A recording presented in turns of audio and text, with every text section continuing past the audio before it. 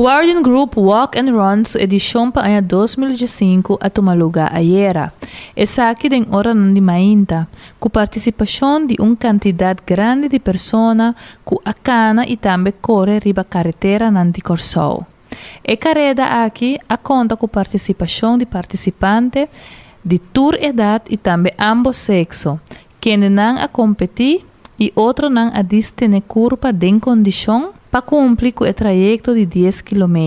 Tauta tem participantes que a cumprir o trajeto, como baby de Nauig e outro não incluso riba bicycle. E atleta Ronald Starring for de Aruba a resultar é ganador de carreira. Depois que durante de grande parte da competência, Dollison estava comandando. Ano passado, é arubano a terminar no segundo posto. Seu tempo de ayer estava 34,13 minutos. Na segundo posto, chega Mervyn Dollison, que no ano passado estava na de 4 posto. Seu tempo ayer estava 34 minutos e 32 segundos. Mientras que o de 3 participantes não cruza a linha, estava Johanse Valks, que a cobrir o trajeto de tempo de 36 minutos e 50 segundos. Se trata aqui de um atleta local de apenas 16 anos de idade.